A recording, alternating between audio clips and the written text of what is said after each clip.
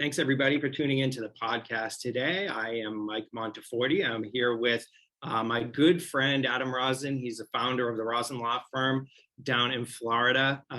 Super excited to talk to you today, Adam. I appreciate it. Thanks for taking the time and doing the podcast. Oh, of course, Mike. Thanks for having me. This is so much fun. Anytime I get to hang with you is a great time. So. Awesome. I appreciate it. So for anybody that follows our stuff and doesn't know this, Adam and I are part of the same marketing group. We're in a marketing group for attorneys that's nationwide, and we get together a couple of times a year to talk about our practices and building our practices, the way that we market our practices. And after our most recent conference a few weeks ago in Washington, D.C., Adam and I now have what I call the Karaoke Bond, because once you've each seen each other do karaoke, there's no going back for that. You're bonded for life at that point. Am I right? Oh, absolutely. I just want to make sure that those videos and pictures are under lock and key. But yeah, we had a great time. You definitely know a lot more about people after having a late night karaoke with them. Most definitely between me, you, my staff, your staff, we had a great time. But yeah, we're definitely not going to make any of those videos part of the podcast. So Adam, what I love to do, and what I like to do a lot with fellow lawyers is hear a little bit about your coming up into the law. Okay, what kind of made you choose being a lawyer? When did you kind of know that you wanted to be a lawyer, and what made you choose criminal law? I think all of us kind of have a unique story with how we got to where we are, and I always find it so interesting. So if we could start there, tell me a little bit about you and what got you where you are now. Right. Yeah, sure. So, I actually grew up in South Florida. I was the first on both sides of my family to ever be born outside New York. So it was, kind of cool being one of the few native Floridians, especially at that time. And just growing up as a, Jewish family in the, 80s and 90s, it was, you're going to be a doctor, lawyer, accountant, right? That's pretty much what it was, or dentist. My dad's a dentist, and I never wanted to be a dentist, but at that time, teenage years, I wanted to be a lawyer or a doctor.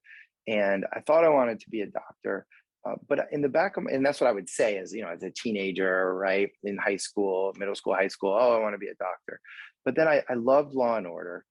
I was pretty good with arguing and fighting for a position. So, every time, and I especially back then, I was pretty stubborn. Still a little stubborn, but I think I'm less stubborn now than I was back then. And, so I'd be advocating for my position or arguing about something, and everybody say, "Well, you're a great arguer. You should be a lawyer," kind of thing.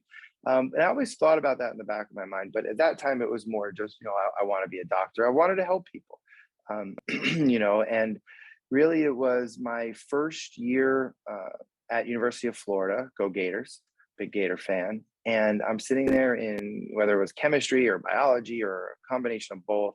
And I'm just sitting there in a class of 500 students being taught by a TA who doesn't speak English, just saying, I don't want to go through this, And so I dropped my entire semester and basically stayed up in Gainesville and hung out, and was like, I'm going to change my major and take summer classes and get caught up to speed, which I did. And I'm going to do something that interests me. So I changed to a criminology major, and then about a year later, I realized that I could add on a psychology major and really not have to take maybe I think I had to take 2 extra courses. So I did that. So I double majored in criminology and psychology, and I said, I want to be a lawyer. So that was kind of the change in me, and I felt happier too.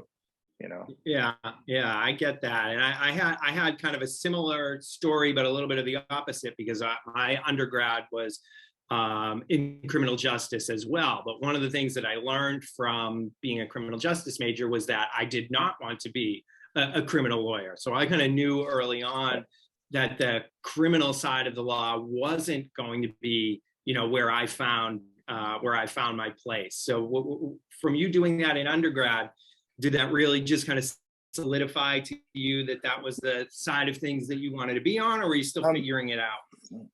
Still figuring it out for the most part. I knew I kind of always had that in the back of my mind, but I knew I wanted to do litigation. At that time, it was litigation, whether it was personal injury or criminal law, I didn't know.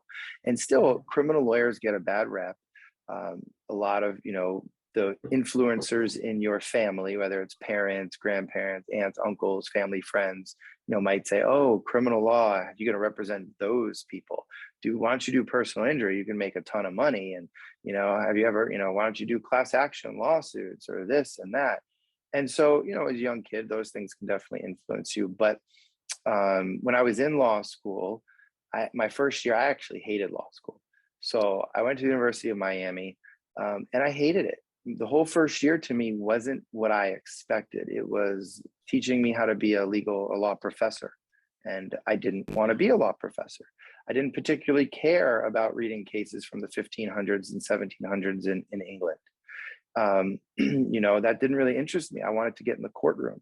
So I actually didn't really like law school until my second and third year, when I was able to take, the litigation skills and learn how to cross-examine a witness and learn how to build a case. And then from there, I had an internship. Florida has a thing called a CLI, Certified Legal Internship, where you can actually try cases, as a prosecutor or public defender. And I did that, and I fell in love. I loved it. I had 5 jury trials before I even graduated law school. And one of the ones that I won, I beat a defense attorney who's now a judge. So I like to always remind her of that whenever I'm in front of her. So that, 24-year-old me whooped her butt in court once. So that's kind of how it, especially during law school went. And Mike, one of the things is when we have interns, and we have a lot of interns every semester, especially over the summer. And I tell people, I say, look, criminal law, you're either in or you're out. You're either about it or you're not. So come on in. And if you decide by spending time with us that you don't like it, we've done our job, right? Because now you can cross that off. And if you come here and we've sparked an interest or really created that love affair with criminal law, fantastic too. But you don't know until you get a sampling of different areas of law. I'm sure there's quite a bit of people that you're friends with, lawyers that you're friends with, that don't love what they do, and they're just not happy. And maybe they like being lawyers, but they don't like the field of law. And once you're in, it's kind of hard to get out. Yeah, it really is. And it's one of the things I do a lot of speaking to college groups from where I did my undergrad. And it's one of the things that I'll tell them is that figuring out what you don't want to do, it's just as important as in figuring out what you do want to do. And it can really lead you there by narrowing down that path of just ruling things out. So, my daughter, who's a senior in high school, is looking to go, on the law track, and she doesn't know if she wants to do what I do. She wants to be a lawyer, but does she want to be an estate planner or an elder attorney? So she's going to come intern at the office, and she's either going to say, yeah, I like this, I want to learn more about it, or you know what? No, this is not for me. I'd rather go do something else. Honestly, when I see her, I think litigator anyway. So she's probably going to be more in line with what you do, I think, than what I do. But to take a step back for a second, when you were saying, criminal lawyers get a bad rap, and so you represent those people. That's one of those things that, well, first of all, they'll hate you till they need you, right? And all of a sudden, that same person that maybe is facing a little bit of trouble and needs your help, now they're your best friend. But that whole idea of, those people that are in criminal court, we're not necessarily dealing with the worst people on earth here. Sometimes we're dealing with people that maybe it's someone that's made a mistake. And now their life and their freedoms are on the line, and desperately need someone like you to. I know if I were in that position, scared out of mind, and just looking to say, all right, someone help with what to do. So the fact that you get to do that, day to day. I mean, do you find that for the most part, the people that you see are folks that got into some bad circumstances and just need some help? Yeah, so I love having those conversations with people, especially the hoity-toity or judgy people, because I love it. One of the things that I really enjoy is just messing with them or trying to change the narrative. right? So, and I got that a lot when I was a prosecutor and left the office to start my own criminal defense firm. I had that from my friends. Oh, Adam, you're going to the dark side.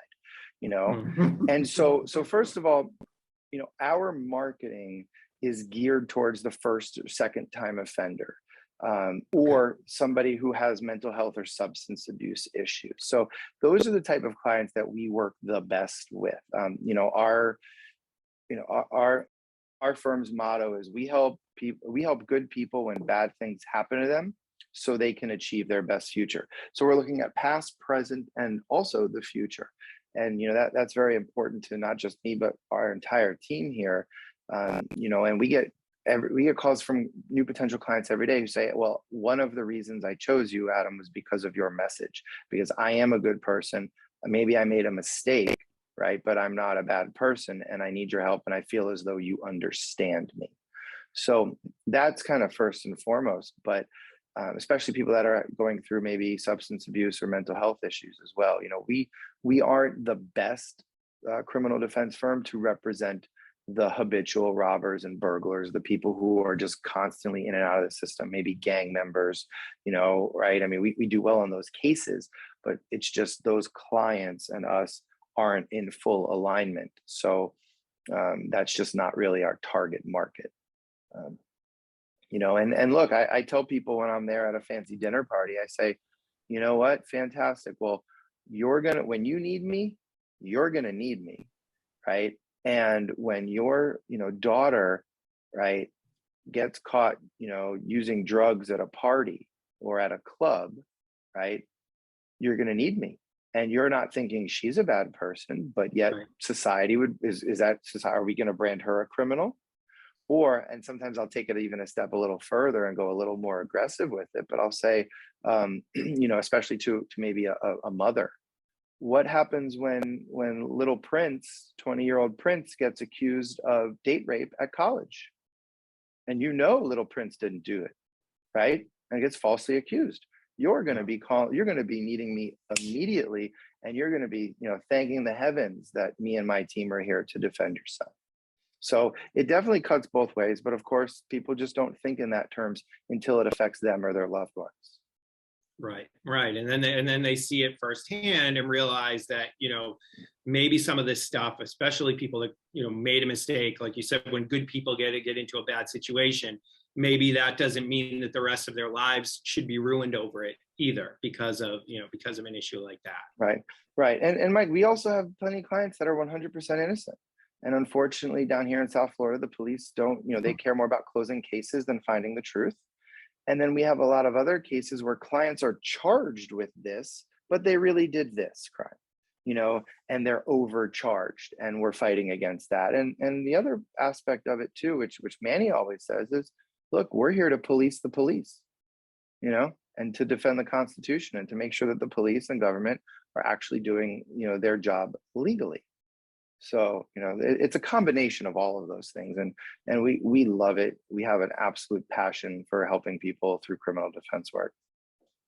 I love hearing you talk about it because, I'm passionate about what I do and I love to talk to people about it. And it just, it's something that I find so interesting that when, someone wants to hear about it and talk to me about it, they see on my face that I'm passionate about it. And I said the same thing to Manny as well when I talked to him and talking to you, it comes across how important it is to you. And that's not something that's common either. I know lots of lawyers that, they don't necessarily like their job. So you said maybe they like being lawyers, but don't necessarily like what they do every day. Maybe got burnt out, maybe don't have the passion for it, that they once had, and here I am, I'm 20 years in and, I still love what I do and enjoy coming to work every day. And I can just tell from you that, being able to help people, it means something to you. Yeah, absolutely. So let me take a step away from the law for a second and ask you about something else. So anybody that watches my podcast or follows our stuff knows that my kids are they were big into youth sports when they were younger, and they're both in high school now. My daughter's a senior, my son's a junior, and they're both big into high school sports. My son is a serious baseball player. Actually, we're heading down to Florida, to outside of Tampa this Thursday for him to play in a tournament. And I often talk about how sports were, so beneficial to them for building character and other aspects of their lives. And I know that you were involved in coaching for a long time. So it's basketball that you coached, right? Yes. Yeah. I was a pretty good player back in my day. Good enough to maybe play at a very small college, but I didn't want to. So I would rather just go to UF and be a normal kid and, play intramurals and rec league and stuff. But I was always a very, I wasn't the best athlete, but I was always the smartest one on the team. I could play all 5 positions. I knew all 5 positions. I could be that coach on the floor. And especially just going through college, it was kind of, got in my head. And really more so my first year of law school, when I hated it, I said, I want to be a basketball coach, maybe not professionally, but I know I can do it, and I can do it at a high level. So actually, the first summer after my first year of law school, I called up. I found an article that my old high school had a new basketball coach, and he was pretty highly decorated. And I just called him up out of the blue. I kind of wrote out like a little script of what to say. I was really nervous, and I called him and basically just said, "Hey, look, I'm an alumni. I played on the team 4 or 5 years ago. Right? I'm in law school. I want to get into coaching." And he goes, "Sure." He goes, "Okay." He goes, "Show up to my camp next week. I can't pay you, but if I like you, we'll see if we have a spot." I said, "Perfect, done." So I showed up, worked his whole camp for free. By the end of the first day, he was like, "You could be my freshman. I want to start a freshman team. You can be my freshman coach." Amazing. By the end of the first week, that Friday, whenever we were done, he said, "Adam, I want you to be my head JV coach." And I was like, "Well, listen, I can't accept that right now because I'm in law school, and let me take the weekend to think about it."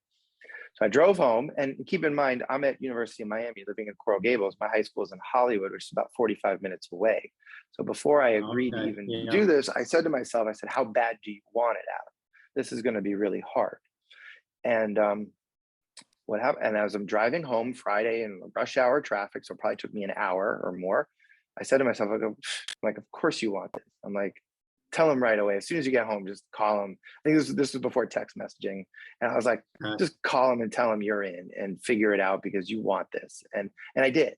And I did it for my second and third year of law school. It was amazing. And I always came back to coaching. So now, I'm 40 years old now. I haven't coached in a few years, but I coached high school basketball for 10 years. And, I've coached many players, some very talented players. And I loved it. I still love it. I'm sure I'll get back into it when my son gets a little older, but just the relationships that I've been able to build through it, the, lessons that it taught me, it's helped me be a better leader. And, I make mistakes every single day still, but so much of what I've learned has been through coaching basketball and the relationships. For example, on that very first team that I was the head JV basketball coach, Manny was my team captain. We're 8 years apart. So if I didn't do that, then I never would have met Manny, who's, my partner at the firm. And just so many other great relationships and just personal growth. It's been invaluable to me.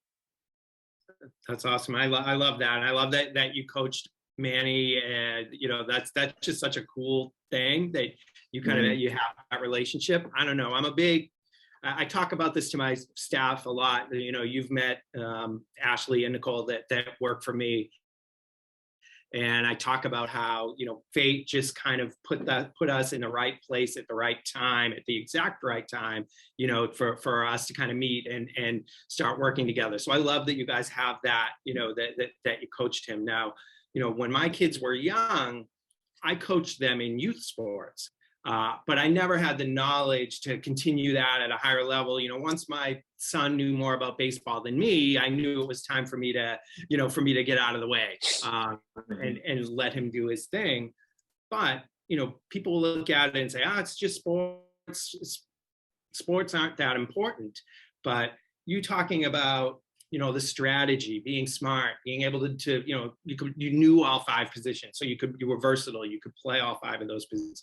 I think that sports are invaluable just for what they've done for my son alone. He's a quiet kid, but something happens to him when he puts his catcher's mask on the field. A switch flips, and he's a different person. And all of a sudden, you know, he's a leader. He's that coach on the field. He's vocal. Then he takes that mask off, and he's back to, okay, you know, kind of quiet kid. But sports brought that out of him. And it's something that I don't know that he would have had otherwise. So I'm thinking about you as a coach, and now being a leader of your law firm. I don't know. I think, and you can tell me what you think, I think there are a lot of similarities between, you know, coaching a team and, you know, running a law firm and coaching that kind of a team. 100%, Mike, 100%. You know, even just, you know, mentoring, coaching, right? And everybody has different styles. Okay. But just, you know, even just, you know, the sports aspect of, look, you know, if we don't like the way something's going, you got to work harder and harder to get better or to fix it. You know, I still remember waking up at 5 a.m., you know, driving in the dark to my high school to have a 6:30 a.m. practice, go to school, and then have another practice, right? Or a game that night. And so, you know, that was really hard because we were also, you know, my high school, when I played there, we were very good. We had a very good team. We didn't win the state championship, which was our goal, but we had a very good team. But just being able to, you know, sacrifice look, when I was the 10 years I was coaching, I missed friends' weddings, some, you know, too, because we had games that I could not miss. I wasn't the head coach, but we had a very good team those years. One of the years I coached, we did win a state championship. And it was just a game that, you know, I think we were traveling and we were in some national tournament, and I could not miss it. So just, you know, learning those lessons, right, of sacrifice and working together individually and as a team, you know, are just invaluable. And for me, just kind of like your son, but I know my high school years, and even to some degree now, I've learned that whenever I have too much free time, I tend to get in trouble. I don't know what it is. I just, you know, I'm a little mischievous, and I'm seeing that now through my 2-year-old son, which I love. But being busy, right, has kept me, you know, on the right path. And whether it was spending, you know, being too tired because I'm waking up at 5 a.m. to go to basketball practice, or juggling when I'm in law school, juggling, you know, law school, law clerking at a law firm, and being the head JV basketball coach, which I treated as a full-time job. I didn't have time for much else. Right. And it was, you know, it was extremely beneficial to me, just those lessons. Just being able to have the discipline from that and the time management, you know, that again is something that you can just take with you for the rest of your life. And being able to get up early in the morning while it's still dark out and head to, you know, coach a game when you know you've got, you know, something later for school or whatever the case may be. It's just another lesson that sort of thing teaches you. And you know, I don't think you can put a price on it, how important it is. Not everyone agrees with me, but you know, that's how I feel. Mike, I think it's probably the second best thing for building, you know, leadership and character, right? Besides military, you know, and especially me as young Jewish boy, you know, my parents did not want me to do the military at all, you know, but we obviously have tremendous love for our veterans. And one of the cool things that we do in our firm is we help a lot of vets, which is really amazing. But I would say, you know, as far as building those character traits and discipline, military would probably be number one. And then playing competitive sports at a high level, or coaching sports at a high level would be number two.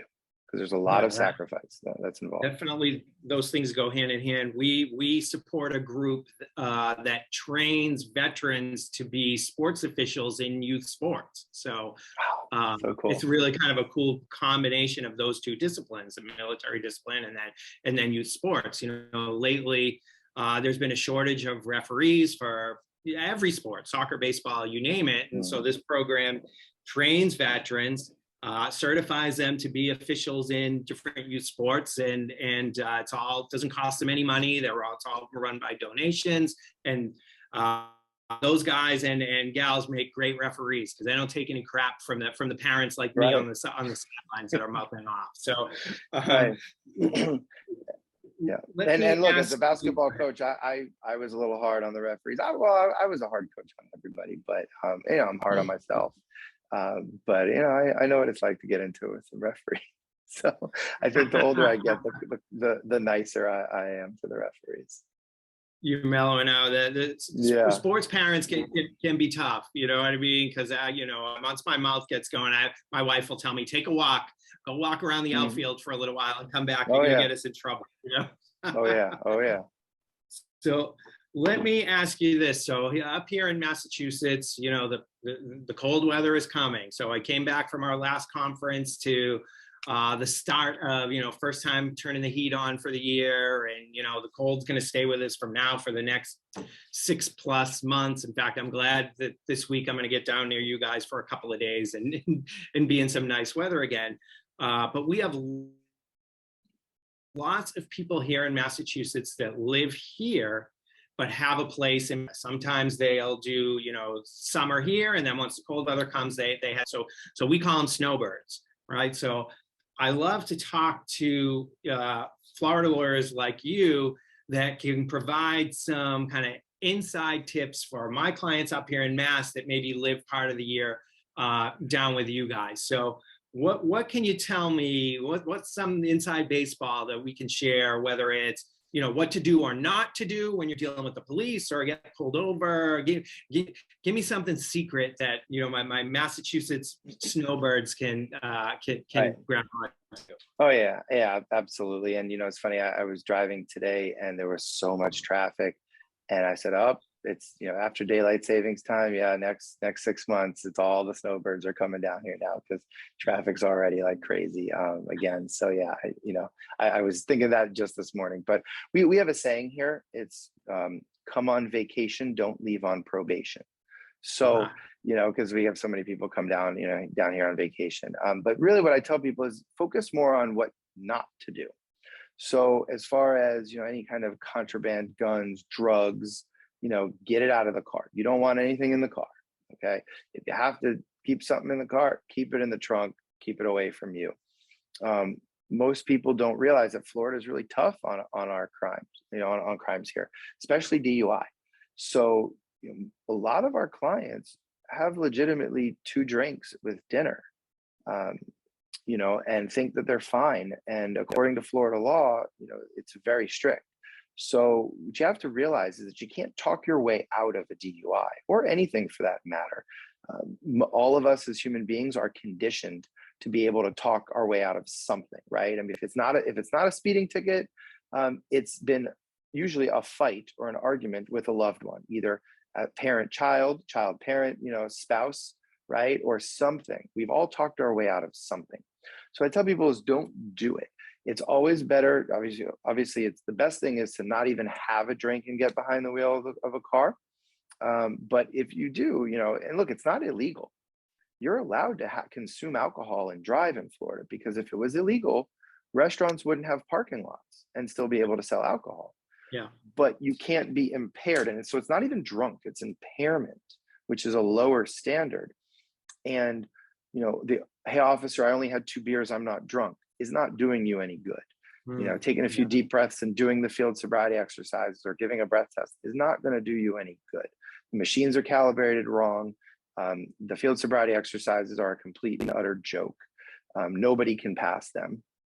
I've done them probably 1,500 times in my life because I demonstrate, I lecture at a lot of places, and I'll demonstrate the exercise and do them maybe 2,500 times in my life. And I still couldn't pass them. And I know all the little tips and tricks that the police are using to get you. So really, above all, if you find yourself in that situation, just say, you know what? I need to protect myself for later for the case. I probably will go to jail, but just be quiet, be polite and respectful, and just say, no, thank you. No, thank you. I'd like to speak to my lawyer. No, thank you. No, thank you. And live to fight another day, because the more, in that moment, you may be thinking the most important thing is don't go to jail. But what you don't realize is you're going to jail no matter what. And so the most important thing is to protect yourself and preserve your freedom, so you can win the case. So this isn't something that ruins your life for the next 20, 30 years. We have clients that think we're magicians, and we are in some ways, but we want our clients to make the case a little easier for us. All right, I gotcha. All right, so Adam, and apologies, Zoom meeting, every time I do one of these things, it's like it's a new experience of whether it's going to work right. So I know it got a little bit glitchy at the end, but I think we're okay. I just want to say thanks so much for taking the time to do this with me today. I appreciate it so much. Can't thank you enough just for taking some time, and especially for those tips for us snowbirds. So thanks so much for doing that. Oh yeah, Mike, thanks for having me. Look, I love hanging with my friends and good people like you guys are, and just, talking, whether it's giving free advice or just kind of talking how things are, or, what led us and inspired us. Because if anybody listens to this, right, and we can help somebody in any way just from listening to this podcast, and I think you and we've done our job. Awesome. I agree, buddy. I appreciate it so much. Thank you again for doing this. It means a lot to me. Thank you so much. Awesome. Yep. Take care, Mike.